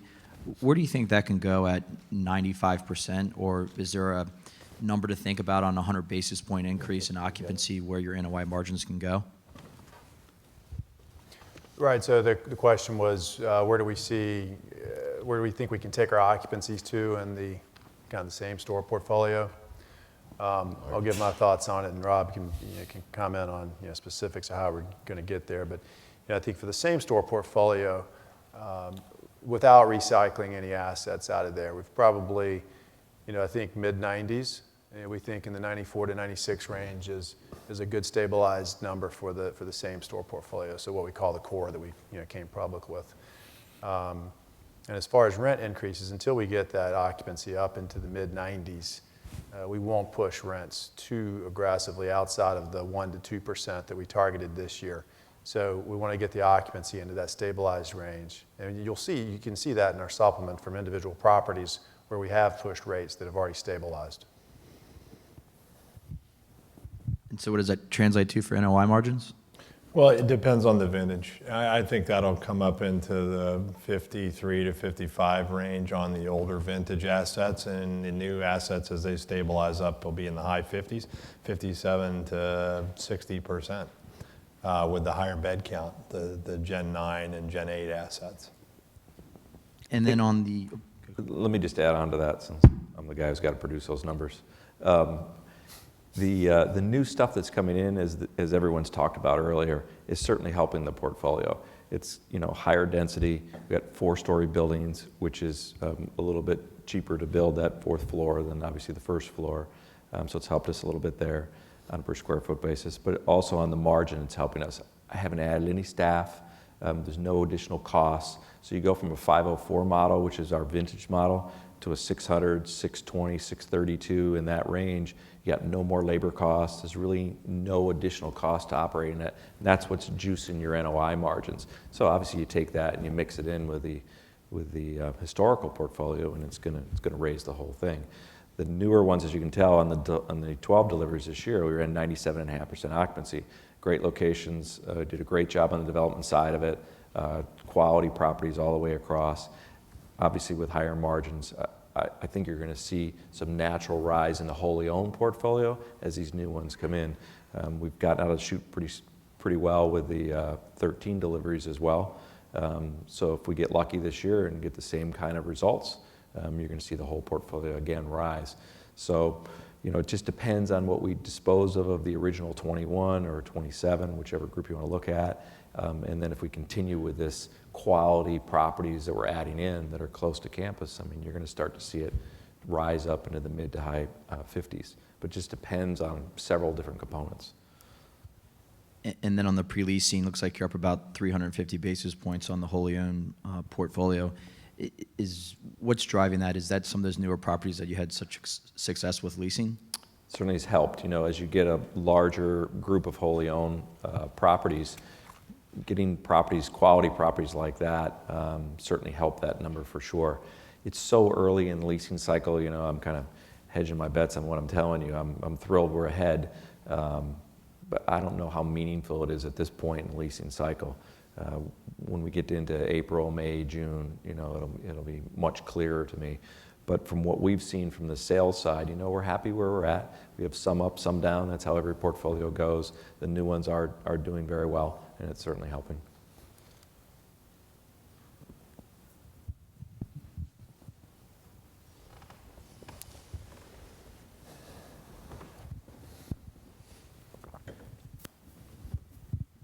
So just to follow up on that, again, I know it's early in the season, but I think with EDR's numbers in their same-store portfolio earlier reported in October, I think maybe some of your competitors on the private side might be a little spooked. What behaviors are you seeing out of them so far in the leasing cycle? Out of the competitors? Is that the question? We're seeing some people who learned their lesson by pushing rate last year, is what we're seeing out there. They're not pushing it nearly as hard as they were last year. We kind of took advantage in some markets where people were really pushing rate and we didn't. So I think it'll be a little more competitive. I think they got a little spooked when their occupancy in the final hour didn't come through, and they're being a little more tentative this year, is what I've seen in our markets anyway. Too early for concession? Really is.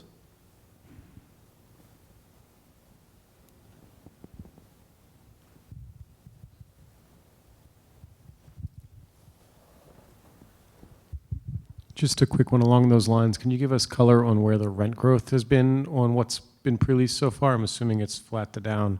Am I wrong? Well, it's too early in the cycle to say. Right, but I mean, you've got 25% Somebody earlier was leased. asking as well, and it's just, with a small sliver of, 24% of the portfolio leased, you can't really draw conclusions because we're going through those tiers as we step through. And the way our tiers work is we start a little bit below the average, we end up above the average. So you can, Well, I guess But it's not materially different year over year from a standpoint Yeah. of the rate. I mean, if you look at the rate in our markets, our philosophy has always been the wonderful thing about these markets that we serve is they're very steady.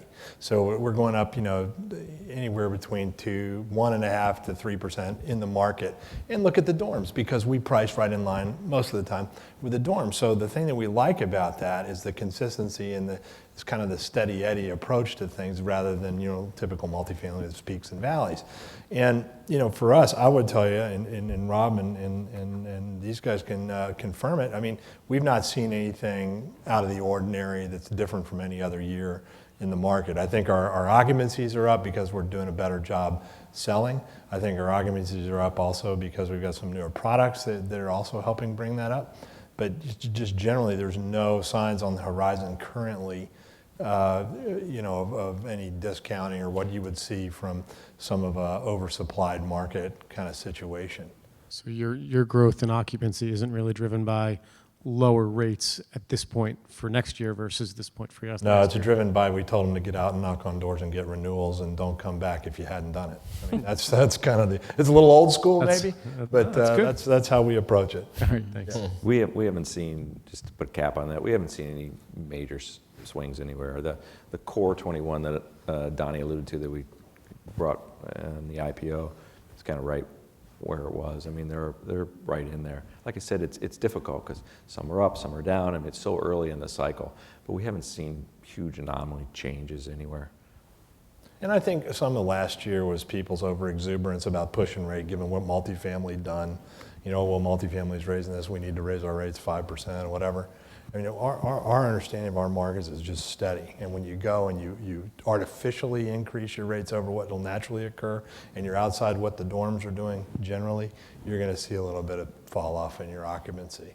And if you come below the dorms and you're below, you're going to see a spike in your occupancy. And we watch that velocity report every day. It comes to everybody sitting up here, everybody's sitting out here, and we're very focused market by market, area by area on it. And you can see that. You can see the reaction. And the reason we have the tiers is it allows us to react to... You're censoring me now.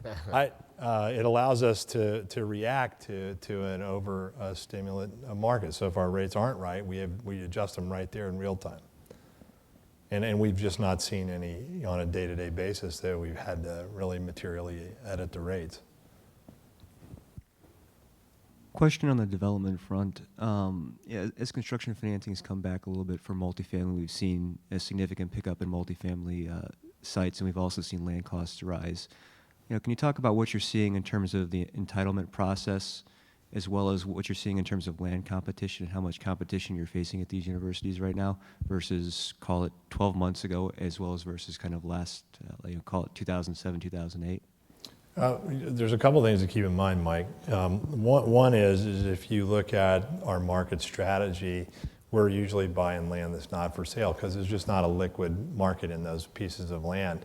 So in our pipeline, the majority of our product is 90% plus property is not being actively marketed. So we just don't naturally see a lot of competition for those pieces. We run into it occasionally, but not a lot. I forgot your other, what was Entitlement. Entitlement process. Why don't you answer that, Mike? Yeah. Mike will tell you because he just got beat in Kent, Ohio. So. Well, yeah, Kent, Ohio is an anomaly. But they're tough. Entitlements are, I'm not seeing a lot higher hurdle than normal, but you will hit kind of an anti-development vein or this Kent, Ohio market that we went into where we need to just take 3 steps back, do our homework, get a little more active in the neighborhoods, have some more dessert and coffee sessions with the neighbors, tell them what we're all about, and just work that market a little deeper. That was more on a pure rezoning entitlement, more political, more active with the neighborhoods.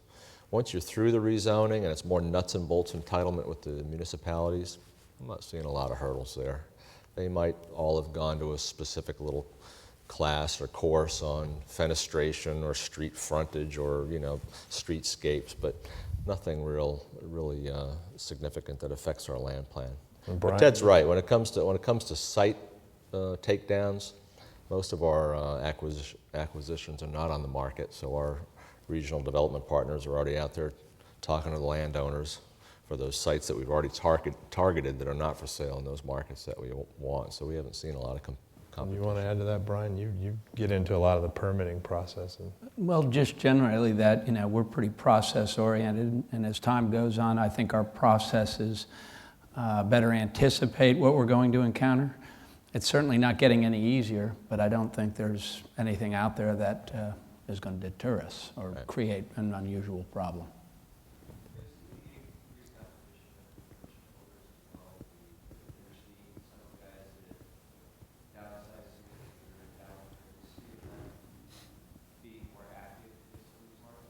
Brian Dinnerstein is in a couple of markets where we are. I think they may have scaled back to a few projects during the downturn, but they're out in several markets. We have seen them. I was going to guess probably in a handful, maybe 2 or 3 markets where we are, but not overly, across the broader geography. They're probably one of the best competitors we have on getting sites. They're privately owned, and the Dinnerstein family is they do a lot of the same things we do in going into a market and understanding who owns it and going to the tax map. You don't see that a lot, but they're definitely one of the groups that do that and operate that way. Staying on the development theme, what are you underwriting for labor costs? There was just a big article in the Financial Times a week or 2 ago that we're on the verge of a serious labor shortage in construction, at least in a lot of markets. So how are you underwriting labor costs? Brian, you want to? Yeah, I think the key to us is that most of the subs, as I related earlier, that work for us are really partners with us specific to their discipline. I know that we'll compete to some degree for some of the mercenary trades. Framing is very fluid.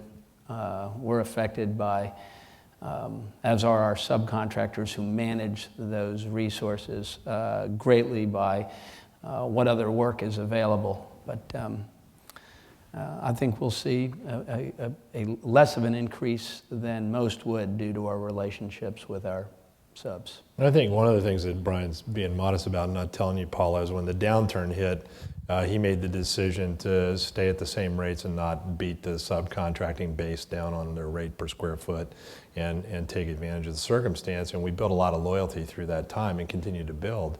And so if you look at our syndicate of subcontractors that we have, I would say, it's I guess a little Pollyanna to assume that we get preferential treatment, but we certainly have a solid relationship. They can count on the work.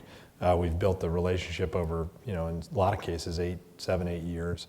And through the downturn, we kind of held our course with them, and I think that's built a lot of loyalty. In addition to that, his team generally does a couple times a year training with those subs, working together with them. We have them in, and so I think we've really built a partnership, and that drives the allocation of labor on the company side in the field. And I would say we've not been as very impacted by that, and hopefully this way we operate will pay off as we go forward as well. I think there's one more facet too, is the power of the prototype. These repeat subcontractors that have built our floor plan over and over again now know they can get in, get out, make their money. They're very efficient. They are profitable because they know that program, and time is really shortened. If they went to another competitor, which I'm sure some will, with a new floor plan, new set of plans, new ins and outs, the timing of that project is really going to eat their hours. And I think they're going to stick with us. I'm confident they will because of that prototype, and they know they can get in and out and make their money. Exactly what I was alluding to. I think that we are a core part of their business, and I think if they've had opportunity, they might choose to try to expand to accomplish it. But we haven't really moved our compensation to those guys in a long time, and I think they're thankful for the work and the consistency of it. And the prototype, as Mike said, has a great deal to do with that. Well, and keep in mind they're building that prototype 6 to 8 times, and so that's what they're looking at, that amount of work versus a one-off job here or there or somewhere else. And knock on wood, I think that strategy is a pretty good strategy and has kind of held us in a good light here going forward. Our average increase year over year was, I think, 2.5% in total cost on a vertical square foot. And so that was a pretty reasonable amount of cost incurred, and I would say probably somewhat a little bit lagging what the real increases were across the board if you weren't building our product.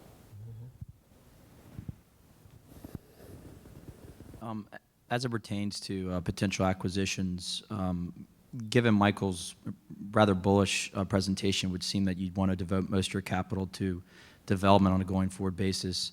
Can you maybe talk about your appetite for acquisitions, and is there anything with your joint venture partners that requires you to take them out after a certain amount of time?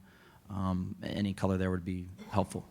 Well, on acquisitions, let's break it into a couple of pieces. Number one is our joint ventures. There's not a requirement to buy them in, and we'll buy them in if the opportunity makes sense over time, and when they call us and they're interested in selling. We found we make a better acquisition that way. And keep in mind, we're getting an asset with no risk because we operated, we built it, we understand it.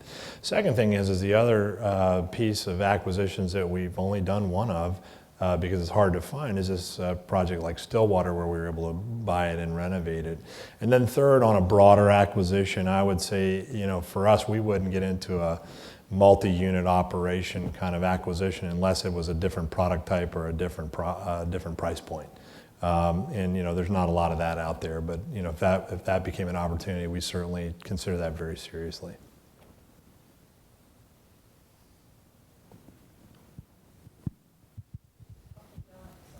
You are. There's no prize for the most questions. Everybody gets a goodie bag. Okay. Rob, can you talk a little bit in more detail about what functions you've centralized at the corporate office versus what used to be done at the property level? And tangentially, I guess, how did your hospitality experience prepare you or not prepare you for a career in student housing? I wasn't prepared. Let me clear that up right at the beginning. It's a totally different world, that's for sure. I'll start with the beginning. The things to standardize, we really looked at it as a prototypical model. So we took a hospitality look at it, probably through my influence, of kind of like a residence inn. I alluded to that earlier. Extended stay type model, limited service, not a lot of food and beverage, that kind of thing. So we looked at it and we said, how much can we really pull back? Well, we know we want green grass, we don't want any weeds, we want green grass. So we really put a program together, and through Brian's group, I'll use that as an example, we have someone on staff who actually has 2 master's degrees in horticulture and grass. So she spends a tremendous amount of time making sure we've got green grass everywhere. So it's somewhat humorous, but the reality is when the parents show up and the kids show up and the grass is green and the trees are blooming and it looks beautiful, to them it says that it's a professionally run operation, and that's the first thing they see when they come out. So we've tried to take things like that and bring them in-house, Paul, as many as we could, to take away the variable factors out in the field. So things about scheduled hours are the same in every clubhouse across the entire portfolio. That directly relates to the amount of payroll dollars that we're spending. We know what our labor hours are going to be to get the clubhouse open, and the different functions that happen everywhere. We can take that in and make up a master schedule for staffing across the entire portfolio, and that controls obviously our payroll dollars. So we pulled in as much as we possibly can. The programs that we roll out, the whole sales team can tell you, certainly Emily, who's in charge of our marketing program, she does all of our different marketing things, whether it's the sign that says the hours for the clubhouse is exactly the same in every property. All that's generated out of the corporate office from Emily's team. They put it together, they design it, Ted and I look at it, we sign off as, does it look like a Grove product that we're putting out there, and we roll it out.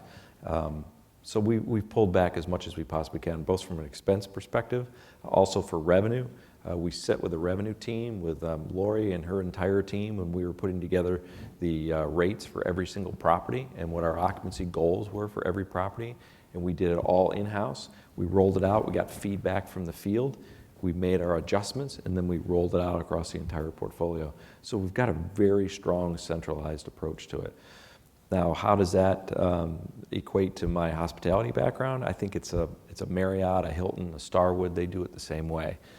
Marriott will put programs together. They'll do it in their brain trust in Bethesda. They have model rooms in the basement of their headquarters. They go through, they look at it. Brian and I spend an inordinate amount of time every fall looking at the clubhouses, the apartments. Can we tweak them? Can we make them more efficient? Are we using the right carpet? Does this work? Do the kids like this? Do the kids like that? We spend hours laboring over those kinds of things, and then we roll them out. I think that's very much a hospitality model. And I think that the service as well is hospitality based. Our head of ops, who's not here, Kevin Seeley, he's our senior area manager who oversees all the ops. He takes that approach when he's talking to his general managers and his area managers and how they're operating on a day-to-day basis. When we rolled out our move-in program this year, we used the same theme, the same strategy in every property. We had 7 different stations through the clubhouse where they came in and they got their key and they paid their deposit and they got their sticker for their car, and all the different components they went through was set up the exact same way. Emily and I spent an inordinate amount of time looking at the layout of the clubhouse and where people would flow and how they would work for move-in. And then we sent out all the collateral to the properties and was out there a couple weeks in advance. Everybody had the same theme. It was very easy to roll out that way. So I think the two are very close, and I think you're seeing that more and more.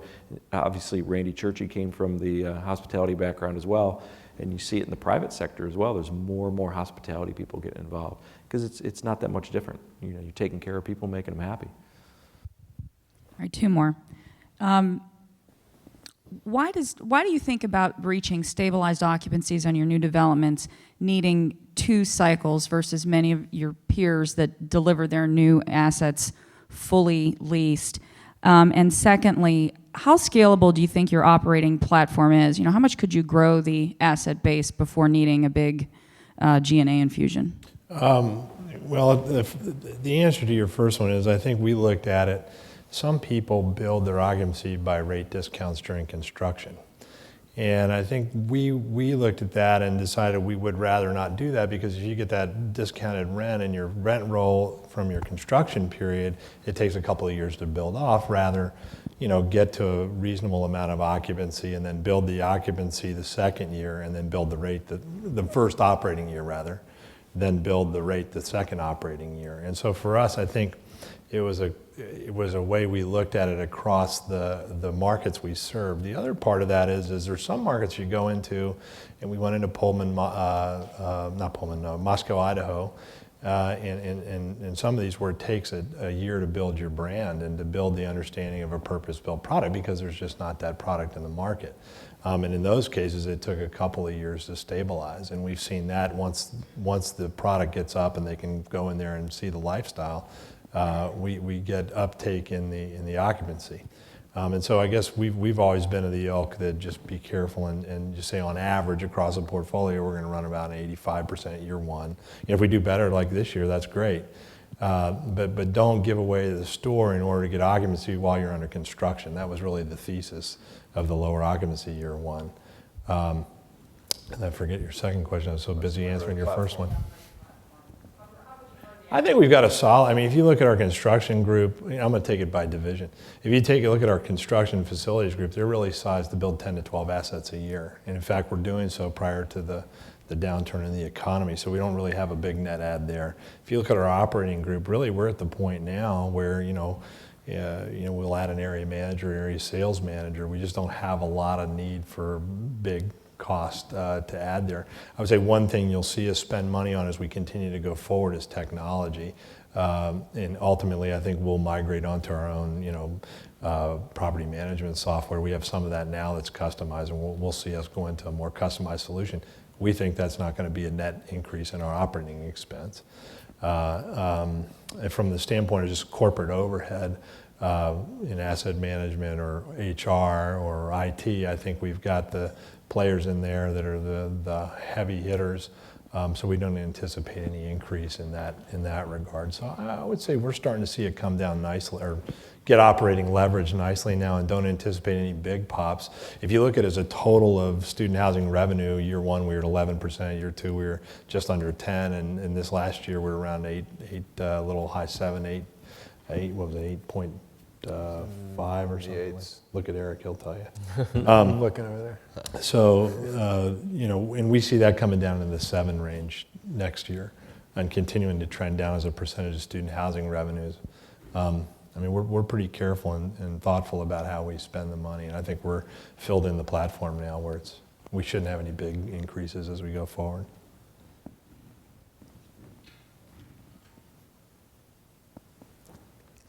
All right, you're out of questions. Thank you, everybody, for coming. We've enjoyed presenting to you today. If there's any other information, we're happy to get it for you.